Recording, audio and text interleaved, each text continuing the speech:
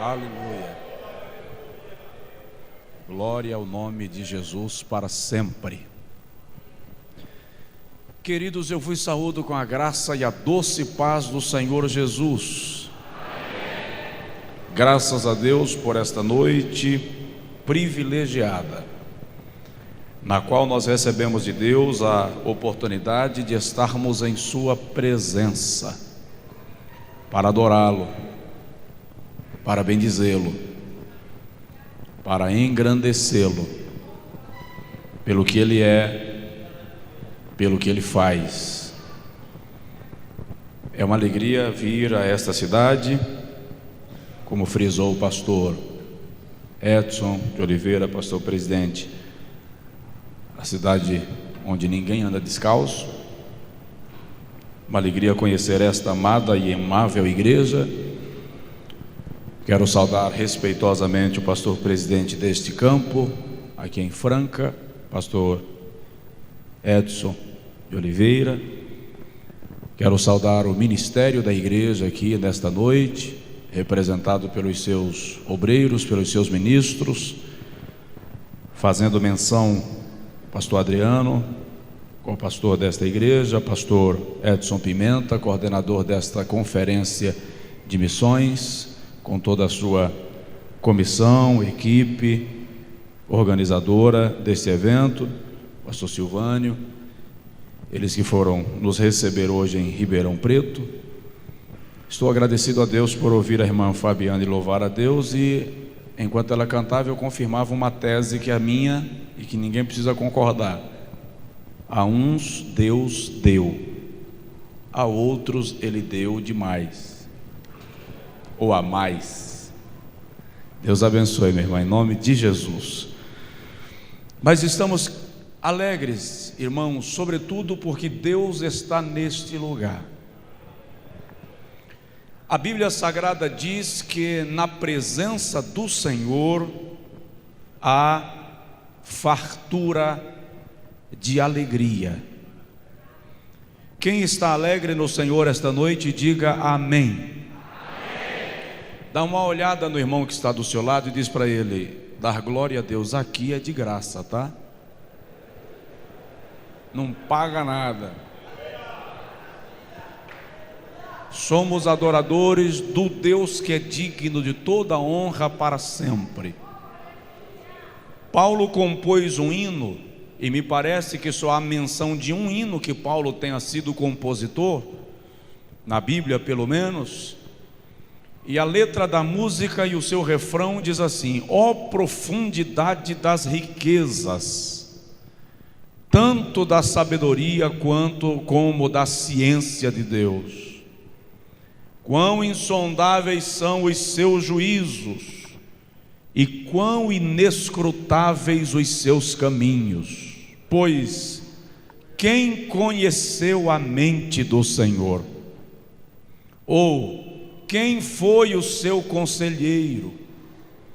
Ou ainda, quem a ele deu primeiro para que ele retribua? E o refrão diz: porque dele e por ele e para ele são todas as coisas, glória pois a ele eternamente. Amém.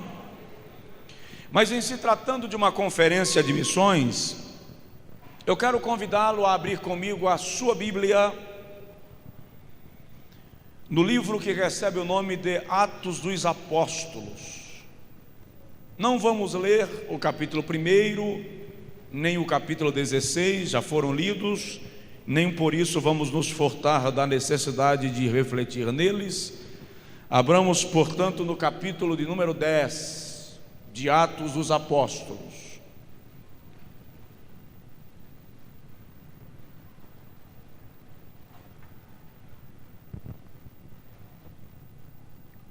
Atos capítulo de número 10, versículo de número 38. Eu não sei se esse retorno pode me vir um pouquinho mais de volume, por gentileza, no retorno, se possível. Aleluia.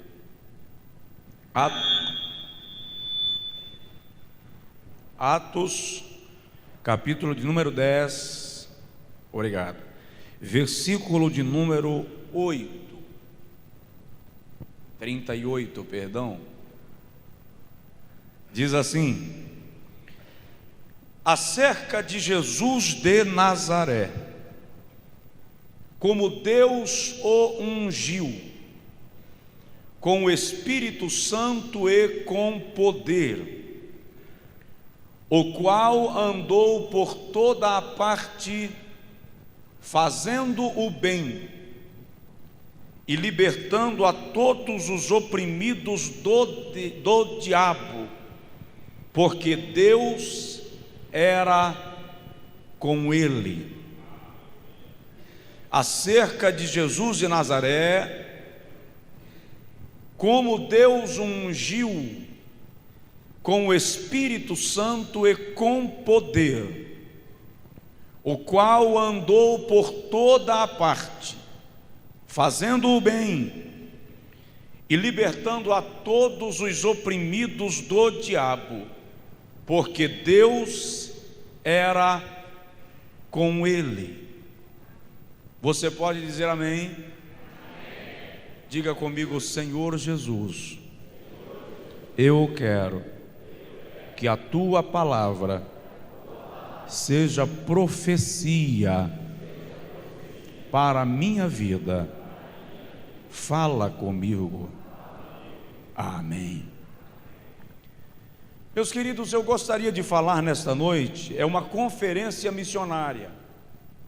Deixa eu dizer para você uma coisa interessante, necessária, não imprescindível, mas necessária. Eu sou pentecostal, gosto do movimento do pentecostalismo, creio em variedades de línguas, creio na manifestação dos dons do Espírito Santo, mas não faço muita questão, me permita essa colocação, que você pule, faça trenzinho de Jesus. A minha preocupação maior é que a palavra de Deus gere conscientização na sua vida. Pode pular, pode falar em línguas, pode saltar, isso é uma obra do Espírito no crente e não compete a mim me envolver nessa questão. Mas o que eu quero dizer é que numa conferência de missões, o que de fato prevalece é aquilo que eu assimilo enquanto verdade bíblica para colocar em prática na minha vida cristã, na minha vida diária. Vou começar lhe dizendo uma verdade bíblica que talvez lhe cause um pouco de choque. Quantas pessoas aqui são batizadas com o Espírito Santo? Levante a mão, por favor. Você sabia, obrigado, que o propósito primeiro do batismo com o Espírito Santo não é falarmos em línguas estranhas? O propósito maior do batismo no Espírito Santo não é recebermos variedades de línguas. Já foi lido esta noite: mas recebereis a virtude do Espírito Santo, que há de vir sobre vós, e falareis em línguas estranhas. É isso? E ser-me-eis testemunhas. O maior propósito do batismo no Espírito Santo é fazer de nós testemunhas de Jesus.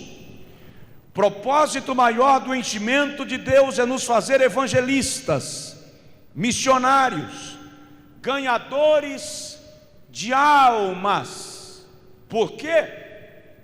Porque almas são a prioridade de Deus. Se folhearmos a Bíblia Sagrada, vamos perceber que salvação está no topo da lista dos propósitos de Deus. Eu vou ignorar sempre uma igreja que glorifica a Deus porque um paralítico andou, que glorifica a Deus porque um mudo falou, e fica calada quando uma alma aceita Jesus como Salvador da sua vida. Por quê? Porque biblicamente Jesus não morreu para curar paralíticos, Jesus não morreu para curar leprosos, Ele fez tudo isso antes de morrer. Jesus morreu para salvar pecadores. E a Bíblia Sagrada me faz entender que salvação é o único milagre que provoca festa no céu. Jesus diz assim: há festa no céu por um pecador que se arrepende. No texto que nós lemos, Pedro estava na casa de Cornélio, foi convidado para trazer a Cornélio a explicação de uma visão que o próprio Cornélio, que era centurião, havia recebido de Deus. E a Bíblia diz que Pedro estava pregando, e no meio da sua pregação, eu gosto desse episódio de Atos 10. Gosto porque Pedro chega na casa de Cornélio completamente armado, fechado, cheio de religiosidade. Pode ler Atos 10 inteiro quando chegar em casa. Pedro chega lá dizendo assim: vocês sabem que não é lícito para um judeu se misturar com um gentil. Pedro estava um degrau acima religiosamente. Enquanto Pedro pregava, a Bíblia diz que o Espírito Santo caiu sobre os da casa de Cornélio. É interessante isso, porque este é o único lugar da Bíblia onde o Espírito Santo cai.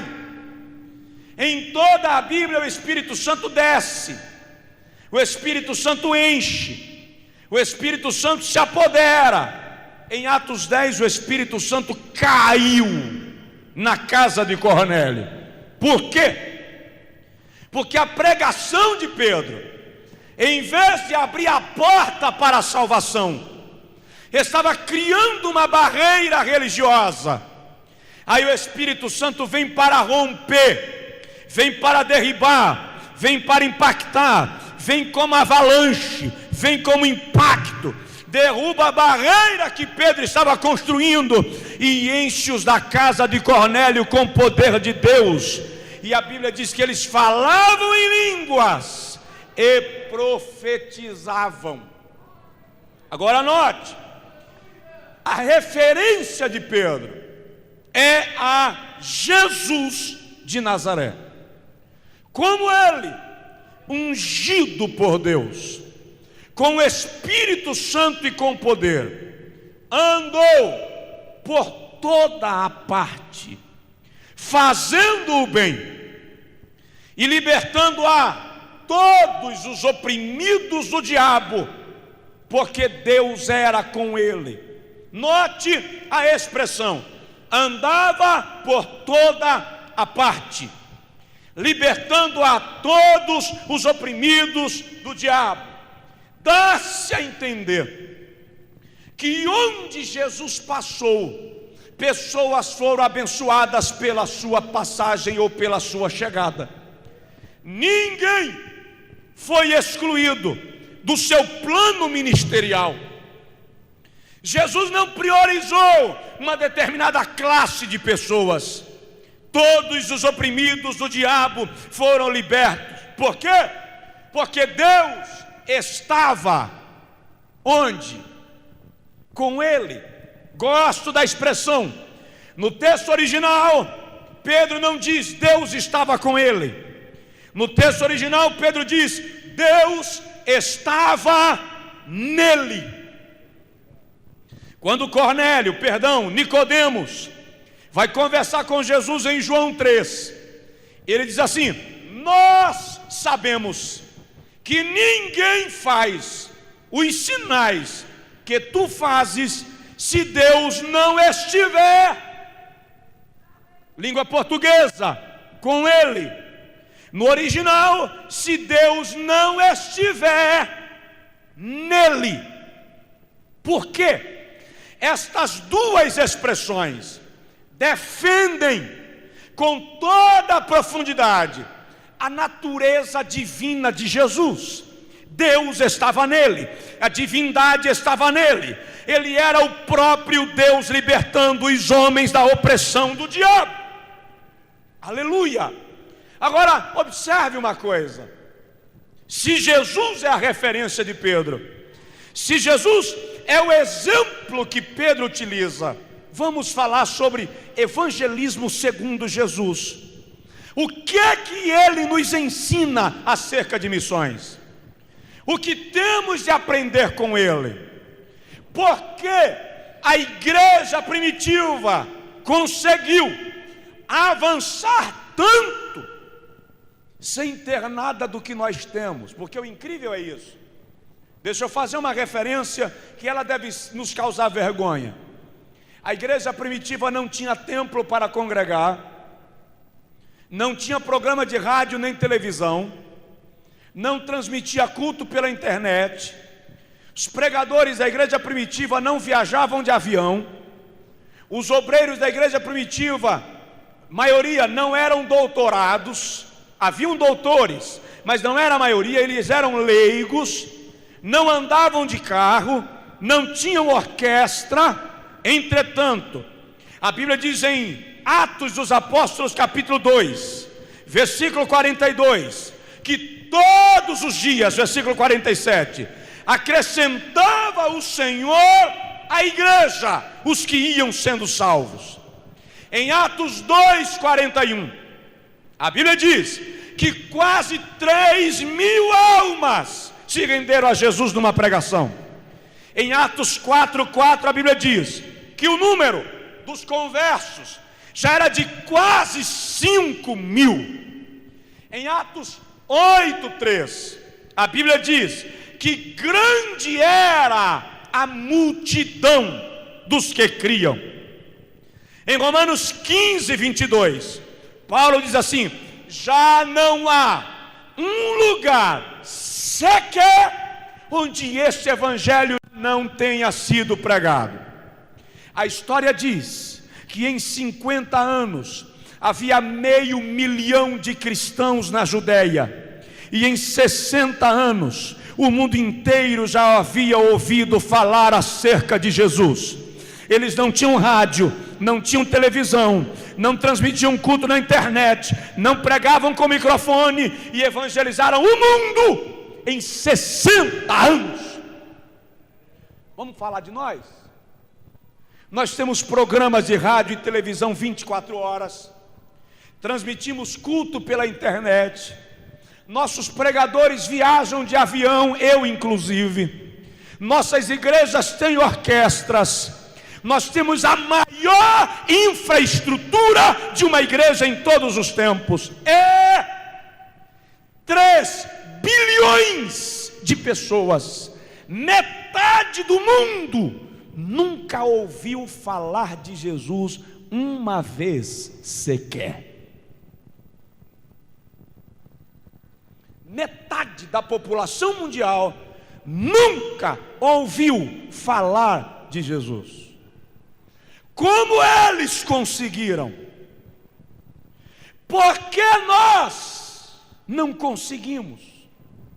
O que Jesus ensinou para eles que nós precisamos aprender e colocar em prática? Vamos lá? Primeiro, evangelismo no conceito de Jesus tem que ser centrado na Bíblia. Uma pregação só gera o resultado esperado se estiver baseada na palavra de Deus. Por quê?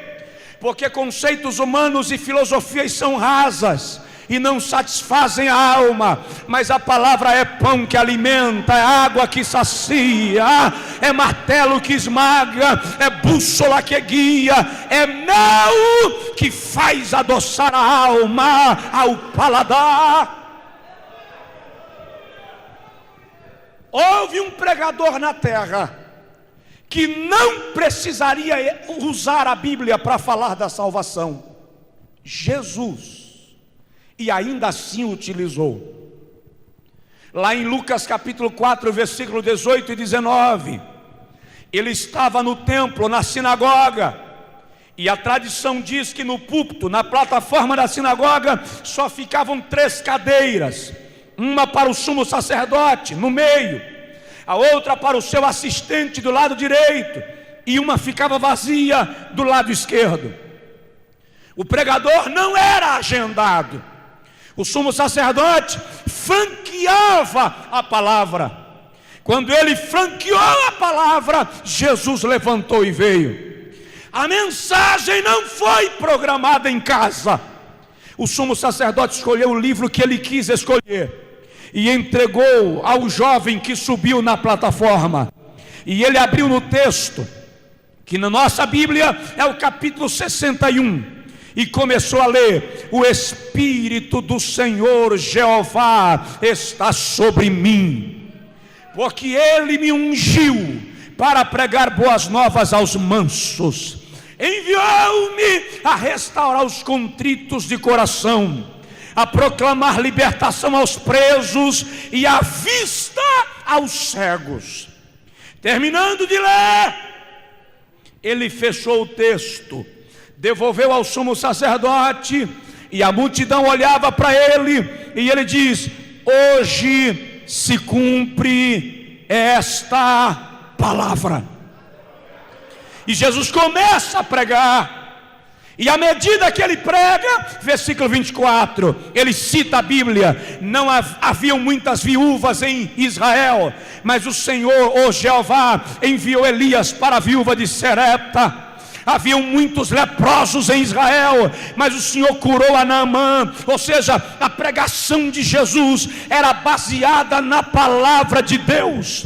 Quando Satanás veio tentá-lo, em Mateus capítulo 3, em Lucas capítulo 1, Satanás chega para ele e diz: se tu és filho de Deus, manda que as pedras se transformem em pães. Ele diz: está escrito, nem só de pão viverá o homem, mas de toda a palavra que sai da boca de Deus. Satanás está, então já que está escrito, vem cá. Levou-o ao cume do monte, ao pináculo do templo, e diz para ele: lança-te daqui abaixo, porque está escrito que aos anjos dará ordens a teu respeito, para que não tropeces em qualquer pedra. Jesus disse: também está escrito: não tentarás o Senhor teu Deus.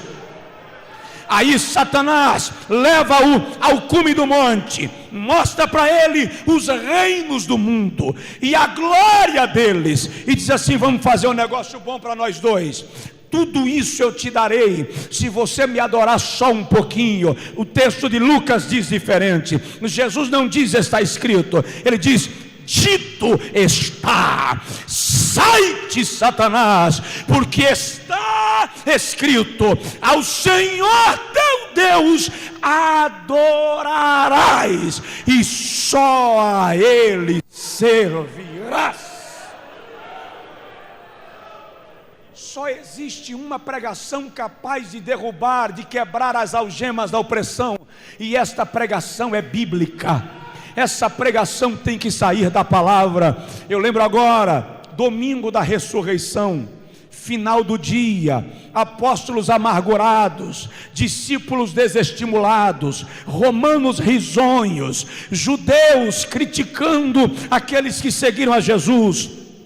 2 discípulos vão para Emaús, pelo caminho do campo. Entardecia, diz a Bíblia. Jesus se aproximou deles e perguntou-lhes: acerca do que conversais? Eles não reconheceram, e um deles estava meio estressado, meio irritado, e disse assim: só tu és peregrino em Israel e não sabes das coisas que nos aconteceram? Jesus pergunta-lhes: quais coisas? Eles dizem: acerca de Jesus de Nazaré. varão aprovado por Deus, com sinais e maravilhas que ele fez no meio do povo, e como os judeus o entregaram à morte às mãos dos gentios. É bem verdade que ele disse que haveria de ressuscitar, se bem que algumas mulheres falaram que viram um anjo hoje pela manhã, e o anjo disse que ele estava vivo, mas é coisa de mulher, não se tem certeza. Aí Jesus olha para eles e diz assim: ó nécios de coração, lerdos, tardios em aprender, não convinha que se cumprisse o que está escrito nas Escrituras. E aí a Bíblia diz que Jesus lhes abriu o Pentateuco, deu uma aula de Pentateuco. Eu queria ser aluno dessa escola teológica. Jesus dando aula de Pentateuco, Jesus dando aula de profetas maiores e menores, e Jesus dá uma aula. Quando chega em Emaús, Jesus faz de conta que vai passar direto, e ele diz: é tarde, não viaja à noite, dorme e amanhã você segue. Jesus aceitou o convite. Na hora da refeição em Israel, quem ora pelo pão é a visita. Entregaram o pão para o visitante orar. Não havia luz elétrica, tá? Estava escuro. Jesus levanta o pão e diz: graças te dou, ó Pai. Quando Jesus ora, os discípulos dizem: eu conheço essa oração. Quando eles abrem os olhos, a Bíblia diz que ele não estava mais lá, e eles voltam correndo para Jerusalém, e no meio da corrida, um diz para o outro: porventura o teu coração não ardia quando ele nos abria as Escrituras? Dá uma cotoveladinha no vizinho e diz para ele: a palavra faz o coração arder. A palavra faz o coração arder. Aleluia! Evangelismo segundo Cristo é a partir da Bíblia. Eu lembro de um missionário indiano. O depoimento diz que todas as vezes que ele ganhava uma alma para Jesus, ele dava uma Bíblia de presente. E um dia aquele indiano foi evangelizar o reitor de uma universidade que era ateu. E quando o reitor viu a Bíblia, ele olhou para o missionário indiano e disse: se você me der essa Bíblia, eu vou rasgá-la e vou fumá-la, página por página. O missionário olhou para o ateu e disse: vamos fazer um negócio? Eu vou te dar a Bíblia e você vai fumar cada página dela, com uma condição. Qual? Você vai ler cada página antes de fumar. E o ateu disse: fechado.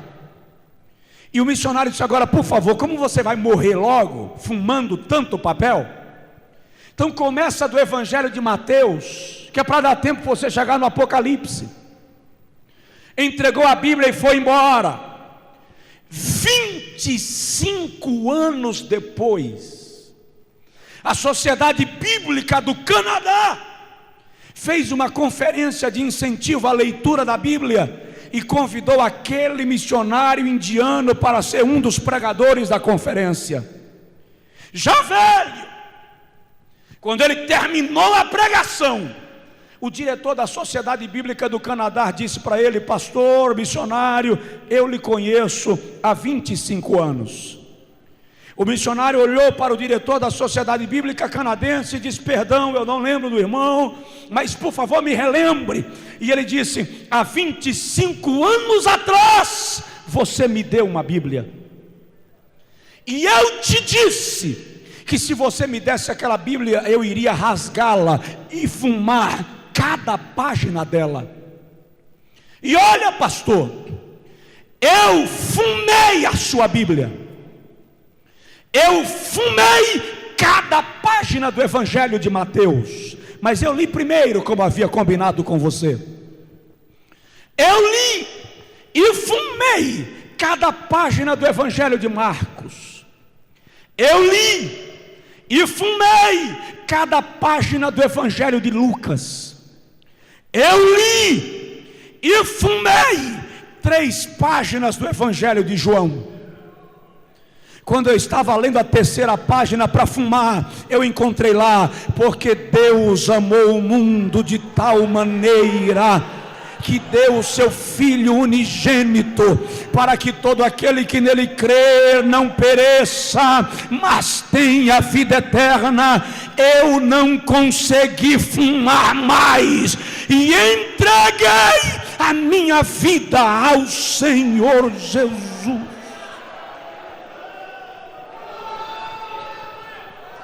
Por que a Bíblia tem esse poder? Porque Deus fez uma aliança. Aí ele diz assim: a minha palavra não voltará para mim vazia. Dá uma olhada no vizinho e diz para ele: pregue a Bíblia.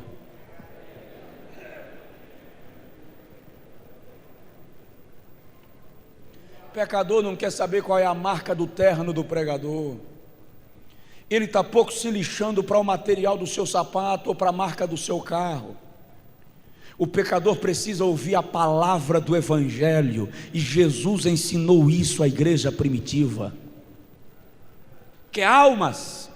Comece pela Bíblia. Evangelismo segundo Cristo é bíblico. Segundo lugar, a segunda lição que Jesus nos dá de evangelismo é que ele levava também pão material para o povo. Irmãos, onde anda o nosso amor? Você vai me dar permissão?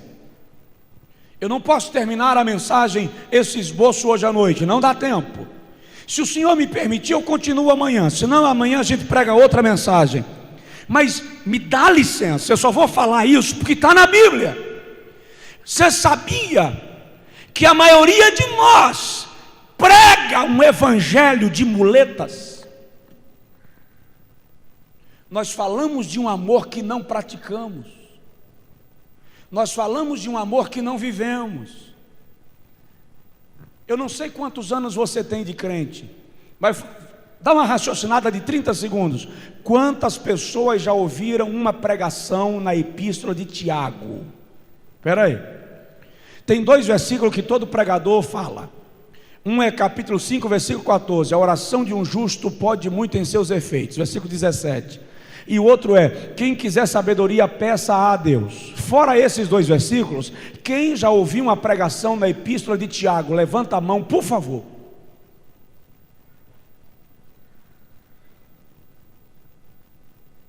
Por quê? Martinho Lutero, o grande reformador, pegou a epístola de Tiago e colocou depois do Apocalipse. Na versão de Lutero, a epístola de Tiago fica depois do Apocalipse. Por quê? Porque Lutero não gostava da teologia de Tiago. Qual é o problema de Tiago? O problema é que Tiago pega um taco de beisebol, coloca dentro de um balde de água e deixa passar a noite. No outro dia, quando o taco de beisebol está encharcado e inchado, Tiago pega e desce a pancada na nossa hipocrisia religiosa. Só vou falar porque está na Bíblia, não fica chateado comigo, por favor. É a primeira vez que eu venho e eu tenho um compromisso de pregar aqui amanhã. Não fica chateado. Mas olha o que Tiago diz assim: quando chega um indouto, um analfabeto entre vocês, vocês nem apresentam. Capítulo 2. Mas quando chega um doutor, vocês colocam em lugar de honra. Está na Bíblia.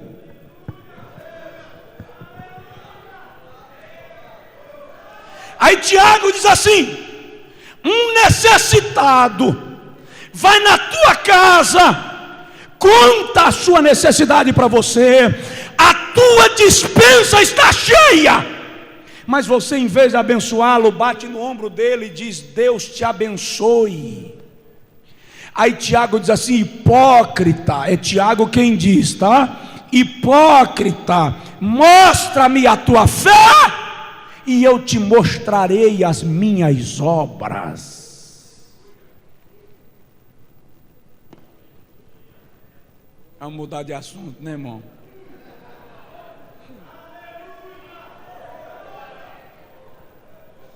Jesus salvou almas, mas multiplicou pão e peixe, transformou água em vinho, assistiu as pessoas que se aproximavam dele.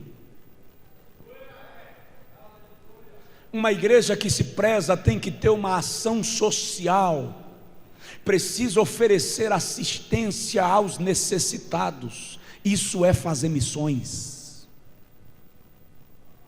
isso é evangelizar, isto é ganhar almas. Nós pensamos que missões se resume a um congresso, a uma secretaria de missões e aos missionários que nós enviamos, e uma vez por mês, dá licença, desculpa, estou sendo bem direto com você, é uma conferência missionária, não é uma cruzada evangelística. E uma vez por mês nós depositamos a ajuda financeira dele e não nos preocupamos se lá onde ele trabalha existem famílias passando fome, se existem tragédias. Está na hora da igreja dobrar as mangas e começar a dar assistência moral, social às pessoas que estão sendo alcançadas pelo evangelho que nós pregamos. Mahatma Gandhi, quem já ouviu falar nele? Mahatma Gandhi, líder religioso, filosófico e político da Índia. Gandhi era jovem, e a biografia diz que Mahatma Gandhi saiu da Índia viajando por países da Europa. Ele queria conhecer as religiões do mundo para saber com qual religião ele se identificaria e a qual ele se tornaria adepto, frequentador. E a biografia diz que Gandhi chegou um dia numa igreja evangélica em Londres, participou de um culto de domingo à noite no inverno europeu. E inverno na Europa é inverno, são 30 graus abaixo de zero, 40 abaixo de zero. E ele viajava há dias, entrou na igreja e assentou no banco da igreja, só que ele estava com o perfume vencido, estava mal cheiroso. Todo mundo daquela fileira começou a mudar de lugar e deixou ele sozinho assentado no banco, porque afinal de contas o odor não era agradável. E o pastor falava sobre Jesus. Quando terminou a pregação, terminou o culto, Mahatma Gandhi, o jovem Gandhi, chegou para o obreiro da igreja e disse: meu irmão, meu amigo, por favor, eu estou viajando, sou da Índia, preciso de um lugar para dormir hoje à noite, a temperatura está a 30 abaixo de zero, posso dormir aqui no templo? Não, no templo não pode dormir. Então, por favor, me deixa dormir na área externa do templo, mas dentro dos limites da igreja, para eu me recostar numa parede dessa e me proteger do frio. Também não pode. Gandhi disse: então, por favor, me deixa dormir na calçada da igreja, para que eu pelo menos tenha um lugar como referência. Também não pode, vai embora e boa noite. Então, por favor, está muito frio, me concede um pano, uma toalha, um lençol, para eu me cobrir e passar a noite. Não tem, está tarde. E o obreiro foi saindo. O jovem Gandhi ainda gritou: eu tenho 3 dias sem comer nada, me consiga pelo menos um pedaço de pão. Mas o obreiro não tinha tempo para ouvi-lo, estava tarde e foi embora. Gandhi voltou para a Índia, estabeleceu o hinduísmo. Na sua última entrevista, quando alguém lhe perguntou sobre o cristianismo, Mahatma Gandhi disse: no Cristo de vocês eu creio, eu não creio é no cristianismo que vocês pregam. É forte, é duro de ouvir, mas o cristianismo que nós estamos vivendo está fugindo dos padrões bíblicos. Por quê? Porque se eu estiver bem, aleluia, o resto Deus proverá. E fazer missões é estender a mão ao necessitado, é aceitar ser bênção na vida de outra pessoa, é aceitar servir alguém. Fazer missões é dar tempo para alguém. é sentar para ouvir os lamentos de alguém. Mas a nossa vida é muito corrida para ouvirmos um mendigo mal cheiroso da calçada. Eu estava pregando numa convenção na Inglaterra, e o pastor de Londres me disse assim: Josué, aqui na Europa é diferente. O europeu não tem sede de Deus, ele não tem necessidade de Deus. E eu falei com ele: você está errado. E ele estava dirigindo, estávamos na rua, e ele disse: é porque você está no Brasil, o Brasil é diferente. E eu falei com ele: eu queria que Deus me desse uma chance de te provar que você está errado. Numa daquelas praças de Londres, tinha uma senhora sentada num banco, num ponto de ônibus, com uma criança no colo, e ela chorava aos prantos. E eu disse para ele: o que é que você falou? Você falou que o europeu não quer Deus. Ele disse: exatamente. Eu falei: para o carro que eu vou te provar que você está errado.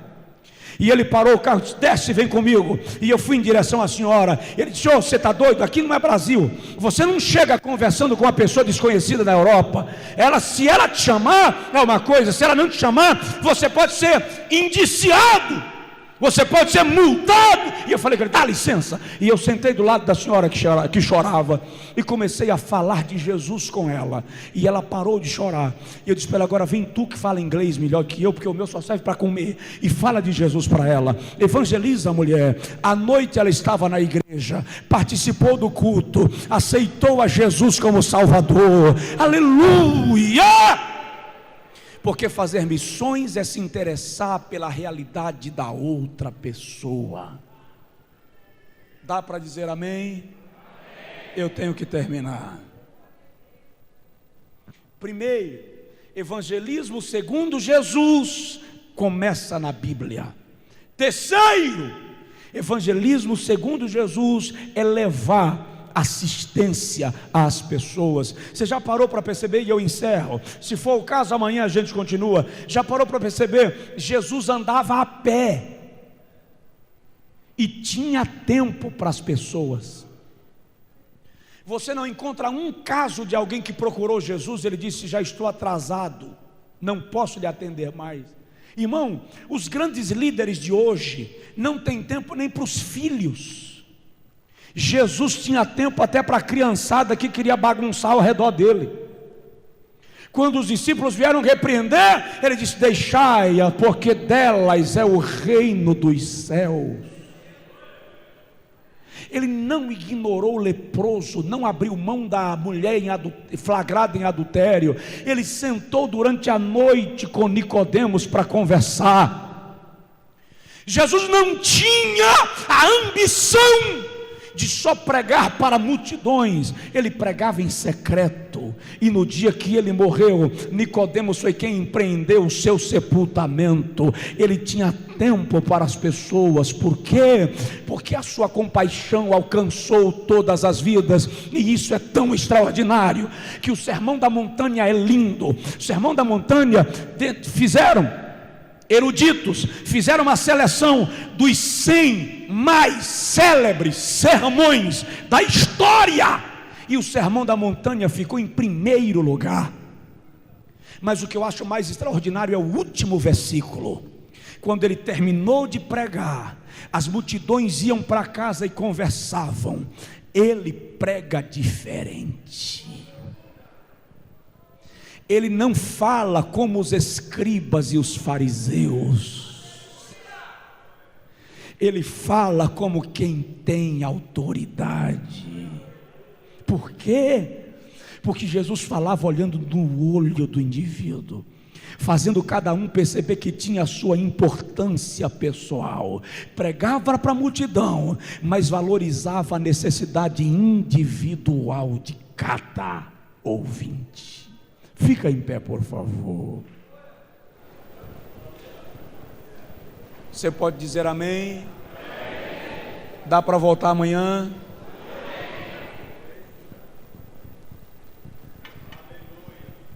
Quero orar contigo. Quem está disposto a ser usado pelo Senhor, levanta assim a mão. Irmão, quando você está disposto a ser usado por Deus, Ele cria circunstâncias para lhe usar. As oportunidades surgem, Ele faz surgirem as oportunidades. Eu vou lhe dar uma sugestão: não venha para o culto amanhã sozinho, traga um amigo também. Traga alguém que se renda a Jesus. Mas eu vou clamar para que Deus lhe use. Ser usado por Deus, para ser usado por Deus, você não precisa estar com o microfone na mão, diante de uma plateia. O Senhor vai te usar amanhã no teu colégio, na faculdade onde você estuda, lá no trabalho onde você vai diariamente, no ônibus que você toma para ir no seu destino. Deus vai criar uma oportunidade para te usar. Mas quando esta oportunidade surgir, não negues estender a mão. Se você puder abençoar alguém, abençoe alguém. Se alguém lhe pedir socorro, dê socorro. Porque fazer missões é dar assistência. Eu morei em São Paulo há alguns anos. Trabalhei com evangelismo noturno durante esses anos. Conto só essa experiência e encerro. E numa madrugada de junho de 1992, eu estava evangelizando numa das avenidas de Carapicuíba. E eu encontrei por volta das 2 da manhã um rapaz. Depois eu fiquei sabendo, ele era líder do tráfico de cocaína na região de Carapicuíba, Osasco, Barueri. Estava fugindo da polícia. E alguns dos seus colegas de organização criminosa acreditavam que ele os havia delatado e estavam querendo matá-lo. Estava chovendo, estava frio. E quando eu falei de Jesus para ele, ele me disse assim: é muito fácil falar de amor, pregador. Você está vestido de blusa. Estava mesmo. A bota que você está calçado é de couro. E eu falei com ele: e tem revestimento de algodão. Era confortável. Aí ele disse: é fácil falar de amor assim. Eu estou descalço, rasgado, não posso ir em casa buscar as minhas coisas porque estão me esperando para me matar, e você vem me falar de amor? Eu perguntei para ele: que número você calça? E ele disse: número 42. Eu tirei a bota e disse para ele: calça. Dei as duas e saí andando de meia na avenida molhada. Ele veio atrás de mim e disse: a sua bota. Eu falei com ele: se o seu problema era um par de sapatos, acabou de ser resolvido, fica com ela. E fui para casa de meia. No outro dia eu voltei, ele não estava lá. Segundo dia eu voltei, ele não estava lá. Terceiro dia, uma semana. Depois de uma semana eu o encontrei no mesmo lugar, na mesma hora. Eu sabia que ele voltaria. Falei de Jesus para ele e o levei para dentro da minha casa. Não estou mandando você fazer isso, estou dizendo do que eu fiz. O meu pastor era sargento da polícia, e ele disse assim: se acontecer alguma coisa por causa desse bandido dentro de casa, eu vou excluir você. Eu disse: sim, senhor, que Deus não deixe acontecer. Uma madrugada daquelas, Sérgio levantou e colocou uma arma na minha cabeça e disse: eu podia explodir sua cabeça. E eu falei com ele: você pode, eu tenho medo que você faça, mas antes que você puxe o gatilho, não esquece, Jesus te ama. Quando ele estava bom, liberto das drogas, batizado com o Espírito Santo, querendo descer nas águas batismais, eu disse para ele: você vai ser batizado e depois do batismo nós vamos procurar a polícia e vamos se entregar. Ele disse: não, mas Jesus já me salvou, mudou a minha vida. Eu disse: é verdade, Jesus perdoa pecado, mas quem resolve processo é a lei. Você vai se entregar. Procurei o pastor e o entreguei à polícia. Ele cumpriu pena. Alguns anos atrás o meu telefone tocou, era uma moça de Campinas. Ela disse: pastor, eu sou secretária do pastor Sérgio. Liguei porque ele pediu para lhe avisar que foi fazer uma cruzada aqui no interior de São Paulo, mas em breve ele lhe liga para dizer que permanece fiel ao Senhor Jesus. Dá uma olhadinha no vizinho e diz para ele: seja uma bênção na vida de alguém. Ore comigo agora. Ó Pai, ó Pai, ó Pai, tua palavra foi pregada e nós te agradecemos por ela. Te suplicamos que o teu Espírito Santo aplique esta palavra em nosso coração. Faz com que esta palavra seja vivida por nós, Senhor. Não basta ouvirmos sermões e mais sermões, se eles não forem evidenciados em nossa vida. Senhor, usa-nos. Espírito de Deus, paira sobre este lugar agora. Usa-nos. Flui em nós. Faz de nós ganhadores de almas. Manifesta em nós a tua presença. Arrebata o coração destas moças e rapazes pela chama missionária, Senhor. Arrebata os corações de anciãos e anciãs com a chama por almas. Inquieta-nos à noite a fim de clamarmos por tantos que destinam-se ao inferno sem o conhecimento da salvação. O eicho araganei manduranai derraço naga. Em nome de Jesus. Se for possível, coloque a mão no ombro da pessoa do seu lado e ora por ele. Ora por ela.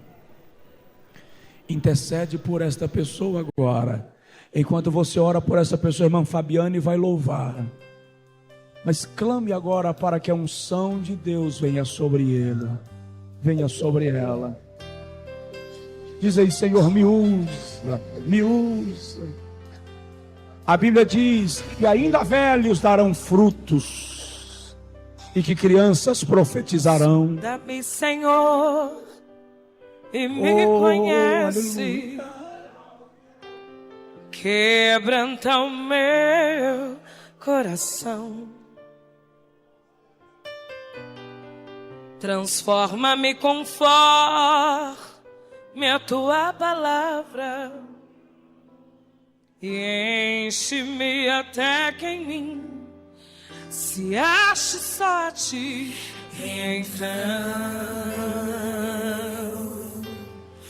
usa-me, Senhor.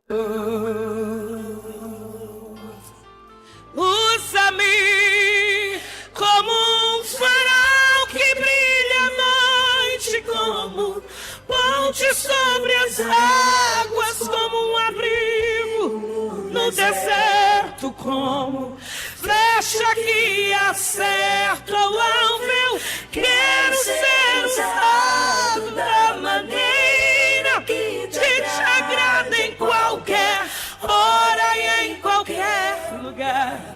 Eis aqui as nossas vidas. Se você quiser, pode soltar o irmão do seu lado, Senhor. Mas agora faça desse louvor a sua oração. Faça desse louvor a sua oração. Sonda-me, Senhor, e me conhece. Se desejar, levante a mão, coloque a mão no peito. Quebranta o meu coração. Cante orando. Transforma-me conforme o padrão da tua palavra e enche-me até que em mim se ache só a ti. E então usa-me, usa-me, Senhor. Usa-me como um farol que brilha à noite, como ponte sobre as águas, um abrigo no deserto, como flecha que acerta o alvo. Eu quero ser ser usada de maneira que te agrade em qualquer hora e em qualquer lugar. Eis aqui a minha vida, usa-me, Senhor. Usa-me. Deixa Deus te usar, deixa Deus te usar. Sonda-me. Deixa Deus te usar. Quebranta-me. Transforma-me. Enche-me e usa-me. Sonda-me. Quebranta-me. Transforma-me, enche-me e usa-me, sonda-me,